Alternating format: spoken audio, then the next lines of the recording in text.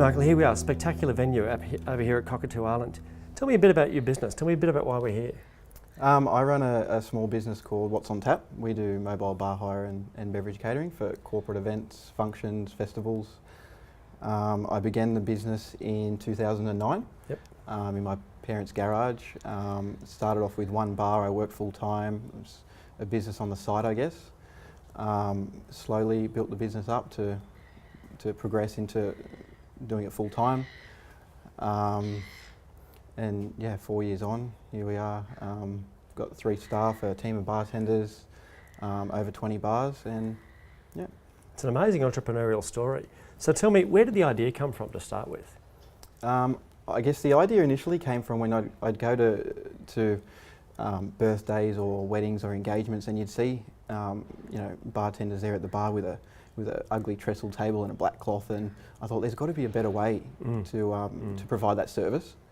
So yeah, that's where it began. Okay, fantastic. And you've grown now from 1 bar to 25? 20? Yeah, 20 bars. There's different variables with the bars, but yeah, we've got over 20 units itself. So. Yeah. Okay, so you've grown now from 1 bar to 20 bars. Now, tell me about how cash flow's been through that growth. I guess in the past, we've done a lot of private events, a lot of weddings, engagements where you're dealing with everyday people. So you get a deposit once they book in the function, and then you get the remainder 7 days before. So we've never really had that cash flow issue because everything's been paid up prior to the event. Yeah. Okay. So you've really had your customers funding your business. That's right. Now, what about you? Did you take a wage through that period? Did you take a real wage through that period? Not really, not unless you call $500 a week a real wage. Yeah, for the first couple of years, I was just drawing about $500 a week. I was just trying to put everything I could back into the business. So, just starting off with that 1 bar, I guess the way I was able to expand the business was just put every cent I could back into it to buy more infrastructure. Such a familiar story. Again, the entrepreneurial story that you scrimp, you save, you pay yourself not enough. And in the end, so for you, it was your customers funding the business as well as you. So you were not taking enough of a wage, you were putting your profits back into the business, which in many cases is what people do in the first couple of years of business. So, but now you've gotten to a point, so cash flow's been okay up until now, but something's changing. Tell me about what's changing now. I guess it's the transition from, in the past we've really focused our business on private functions, corporate events, and weddings where the invoices are paid prior to the event. Yep. We're now making that slow transition into the larger events and the festivals. Typically a festival with one that's in November, we won that back in July, and it's a bit of a worry for me having to fork out in the vicinity of 70 to 80,000 before the event even starts. Because July's your quiet time, isn't it? That's right, yeah. Right. Between July through to August is typically quiet. Okay, so not much money coming in, plenty going out. That's right. That'll keep you awake at night. Yeah, it does. You've had one business going, which is the weddings and catering and smaller events where customers pay you up front, or at least pay a deposit, which gives you enough money then to buy the materials, pay the staff, and then you end up in a cash positive position. And that business works really well cash flow wise. Now you've gone to a second business, which is entirely different. And the problem is now, I guess, you're finding you've got to fund the cost of the alcohol, the supplies, the staff in advance. How quickly are your larger clients paying you? Well, funny you ask that. We've just pulled a multinational client, I guess, and they've booked in over 12 events between now and January. Wow. And another big issue we're going to have is that the contract states 60-day terms. So we obviously have to pay our suppliers 7 days, 14 days, possibly 30 days. Yep. But what do we do to in the meantime when we got 60-day terms from that large client? So that's another issue we're going to face shortly as well. Okay, so what you're telling me is the cash cycle for your business has suddenly changed dramatically. The cash cycle is the time between when you put your hand in your pocket and pay cash out to your suppliers and your staff, and the time that your customer sends money into your bank account. So suddenly you're paying costs in 14 days, 7 days, and you're receiving cash in 60. Right, this is a really big turning point for your business. Now the question is this what you want to be doing? So let's go back to, why did you take on these big clients? I guess guaranteed business. They saw our concept. They love our new pop-up projects concept. Yep. And there was 12 events booked in between now and January. So we thought, well, that's great. Fantastic. So you spotted the opportunity and went for it. And I love the idea. The thing is, you've now taken on a whole new business cycle and a whole new cash flow cycle. So a lot of businesses in your position who are young, smart, hip, and really going somewhere, find they do really well as a small business, and then they jump. The clients suddenly get bigger. And they do that by accident because they're pulled along by the opportunity. What I'd like to see is more businesses thinking about it deliberately and doing it more by design. So your new business now, the second business, the business with big customers, to me sounds like a naturally negative cash flow business. Okay? Is that a good thing? It can be a good thing, there's nothing wrong with it because every business, no matter what industry you're in, has what we'd call a natural level. Like some businesses have got really high margins, but their customers take a long time to pay. They've got to have a lot of stock. Yep. They've got to pay their suppliers really quickly. They can be really ugly businesses from a cash flow point of view, but they still work. All it means is you as the business owner need to know how much cash you've got to have available. Maybe it's a bank overdraft, maybe it's a loan, maybe it's families and friends and credit cards or whatever it is, whatever the source of the cash is, you've got to have that available to help you through the peaks and troughs. Mm-hmm. Now, yours is a bit of a seasonal business too, isn't it? So how do the seasons affect you? It's definitely much busier. Say end of August, September, all the way through to March, April, Party even season. into May. Your typical, the hot weather being, Sydney, and the Australian summer. And it really, you do notice a big drop off come end of May into June and July. Yep. For the pickup again back into the summer season. So I guess we try and ride off the back of the big summer that we've had, and I try and forecast how much I need in the bank account as a minimum, and I pretty much stop spending. I guess I don't go out there and I don't buy a lot of infrastructure. I just kind of batten down the hatches, I guess, and just get through that couple of month period to go again for the summer. So that late autumn, that winter period is kind of a chance to regroup, to slow things down again, to get settled and get ready for the next growth. I guess it's good for us because it gives us a good opportunity, to, as you said, settle down, get back into it, and a lot more of a business development, and as well as putting in proposals for events coming up, because people are obviously preparing for their events that are coming up in summer, and they're doing that in the winter period. So while it's quiet to be able to be doing proposals, knowing that we really don't have the time or the resources come summer, because we're all out at events every day of the week, so we don't have that time. Okay, well, that's your business is getting a really nice rhythm to it.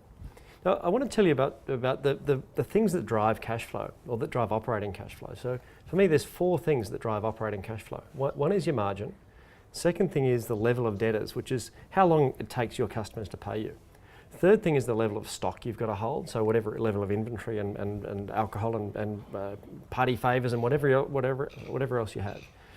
And the fourth thing is how long it takes you to pay your suppliers. Now, a business that is wonderfully cash positive is like your first business. Okay, your customers, I imagine the margins are pretty good. Yep. The customers pay you up front. You're not holding a whole lot of stock because you buy stuff in just for the event that you're doing. And you pay your suppliers certainly well and respectfully. But you get a small benefit from those suppliers. But overall, it's a great cash positive business. Now, I look at a business like that and I know if it grows, it will pour more and more cash into your bank account, and you won't be having to fund a business like that out of debt. Okay, you can be entirely growing a business without needing any cash, even though the popular myth is that growth always sucks cash out of the bank. It doesn't always. The flip side is closer maybe to what's happening for you in your second business. I'd imagine the margins are a little bit tighter. You're dealing with bigger companies, and so margins maybe are a bit tighter. They're taking a lot longer to pay you. They're asking for you to pay for your stock up front, okay, and you've got to pay your suppliers quickly to make sure you've got the stock on hand so you don't disappoint these great big clients. That's almost a perfectly negative cash flow business, and the more you grow a business like that, the more cash it will effectively suck out of your business. Yeah. So it's okay to grow a business like that. You just need to know how much cash you've got to have behind you, and then we'll start looking at where you can get that cash from. You mentioned through that autumn-winter period, You do a bit of planning. What sort of planning do you do? Budgets and forecasts? Yeah, I guess we forecast the events that we've got booked in. Yep. We revisit the ones we've done the year prior, make contact, see whether or not it's happening, whether we're going to be involved. Ideally we are.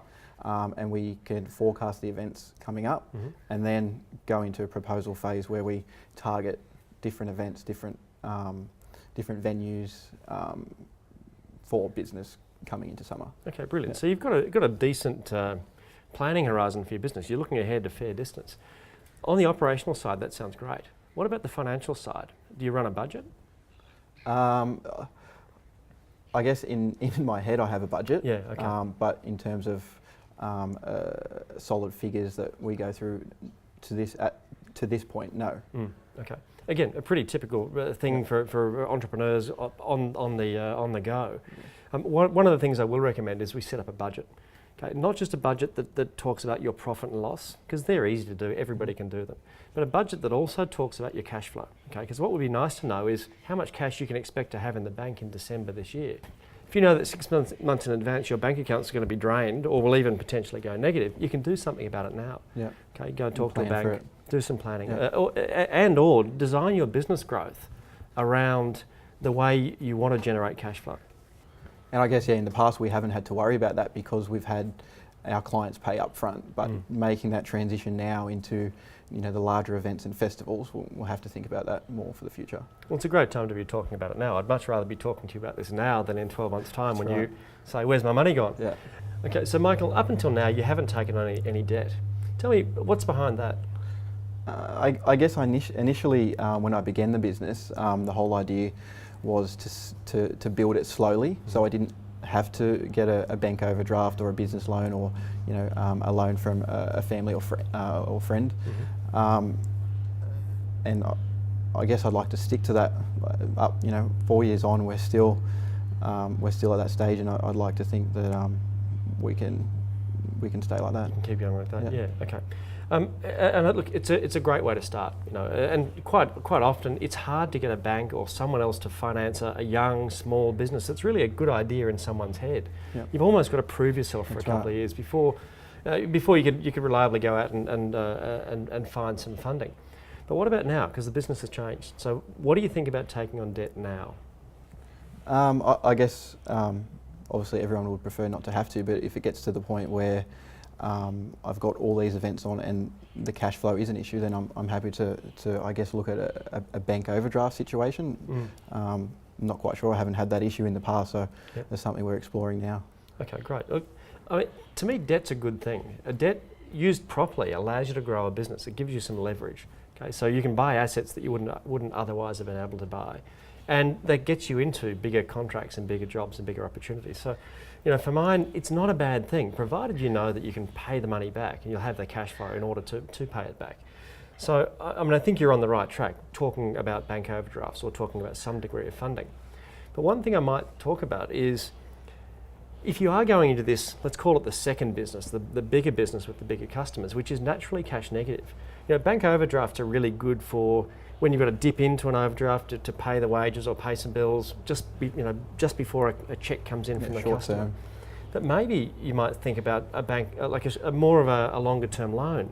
You've potentially now got a permanent need for cash. Okay, potentially your business always runs with a negative amount of cash because of the bigger clients you're working with. Now, it's not a bad thing. It's a great thing, in fact, because it's a sign of a business that's maturing. Tell me about paying yourself a wage. Would you like a pay rise? I wouldn't mind a pay rise. I've upgraded from the $500 though. I'm on $750 now, so 50% pay rise. That's fantastic. Now, if 3 or 4 more pay rises after that, if they're all 50% at a time, I'm going to be happy. Yeah. One of the great things you've got to do, or one of the really important things you have to do, is pay yourself enough. Now, if you're okay on the money you're on, that's great. But what I see too many people doing is shortchanging themselves on wages. They feel like they have to, and yes, certainly there's times when you do, but then they get themselves into family financial pressures, okay? And when you have that, when your brain space is taken up with worry about cash flow, what are you not doing? What are you not watching? I guess your family and your home life, I guess. Yeah. And the business as well. Yeah. You're taking the most important asset, which is the few inches of brain space between your ears, away from the business, and that becomes damaging. Yeah. So I reckon every business needs to be taking responsibility for cash flow early on, and that may mean going into debt earlier, perhaps.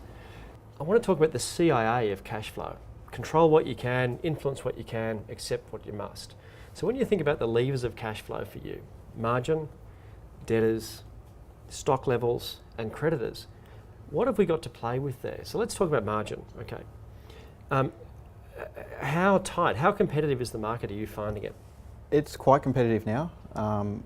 We've got a few big competitors. Yep. And also the fact that people don't know that mobile bars exist. So for the private sector, people would go to a caterer or they would do it themselves. They don't even know that a mobile bar business exists. So I must say, when I first saw the idea, I loved it. And I also love the pop-up concept, and I think we could use that in our own business, because the idea of running a road show and just turning up at a venue and having you guys lay out the tables, lay out the fencing, lay out the grass, put the bar together, put the event together, and have us walk in and enjoy the atmosphere is a perfect idea. Yeah, I guess that's the aim of pop-up projects. I guess a turnkey solution for anyone holding an event that wants a VIP event space or a VIP area. That's the model, I guess, of pop-up projects. So perfect for that. I'd predict this market has a long way to run yet. You talk about a lot of the market, a lot of people not knowing that these sort of concepts even exist. When they start to find out, you're going to grow. Your business will grow. So what are you thinking about for the future? I guess growing into, I guess being a leader of the industry. I guess I would like to be a household name within the hospitality industry, to know, if we've got an event on, what's on tap's the business to go to. Yep. I guess number 2 is expanding nationally. Yep. I'd love to have an office, I guess, in every state in the next 5 to 10 years, I guess. Not franchise though. I think I'd like to keep them in-house and have control over all of them if I can do that. Yeah, fantastic vision. And I would have thought, given the idea, you've got every chance of doing it, as long as you can get your cash flow right. Yep. Now, let's talk a bit about different options for cash flow. Okay, so if you find that you do need to get some funding for the business, here's a couple of different areas you could look at. Firstly, and traditionally, you talk about family and friends, basically. So you put your hand in your own pocket, mum and dad, the family and aunties and uncles give you some cash to help out.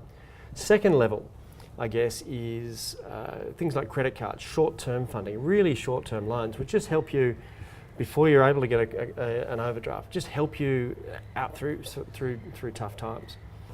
So the third option then is a bank overdraft, which is perfect for dipping into and out of, just to fund weekly expenses. Fourth option, you might look at something like invoice finance or debtor finance. Now, invoice finance has had, over the years, a bit of a stigma attached to it, but I don't reckon that applies anymore. So invoice finance is where a finance company gives you, let's say, 80% of the value of your invoices 2 days after you send the invoice out to your customers. You pay an admin fee, you pay some interest, but it's a great way to fund a fast-growing business.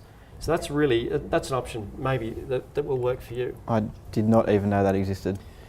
That's great. Look, it's very popular, and often the lending terms are not as stringent as a bank. So because these guys are more focused on lending against cash flow. Okay, so they'll look at the quality of your customer book, and you've got some great customers there on your register now.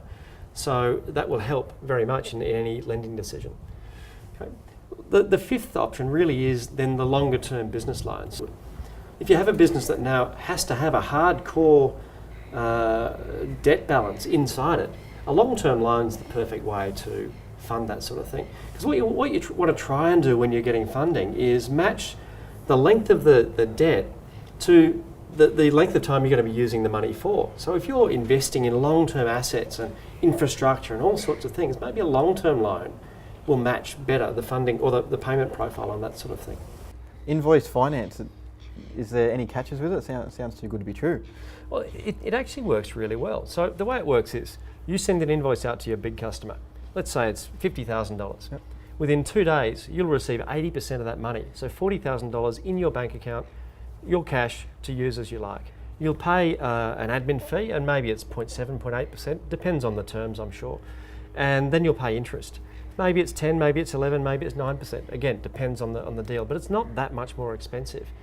Now, I've always believed in business. Business is about generating return on capital. Okay, the capital you've got, the money you use in your business, has a cost, an interest cost. So all the money you've pumped into your business might have cost you, let's say, 10%.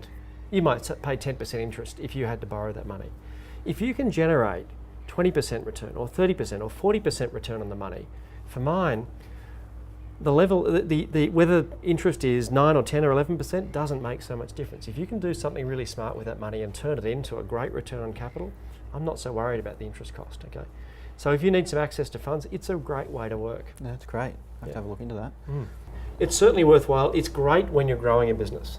I've had a couple of clients who found when their business was shrinking, through the GFC particularly, I had one business that went from $6 million turnover to $3 million turnover almost overnight. And it really hurt them because they had to pay that. They borrowed a fair chunk of money under an invoice finance facility, and they had to pay it back very quickly, and that hurt them a lot. But for a growing business, it's a great way to grow. Okay, Michael, so just to wrap up, you've got a great little business. It's got a great future ahead of it.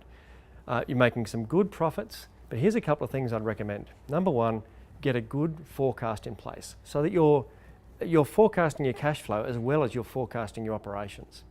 Number two, always watch.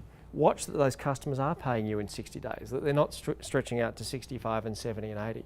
Watch that you're paying your suppliers on their terms. You don't need to pay your suppliers early, but maybe if they give you some discounts, you can. Okay. The third thing is growth can really put pressure on margins, and the margin is the starting point for your cash flow. So try and protect those margins as much as you possibly can.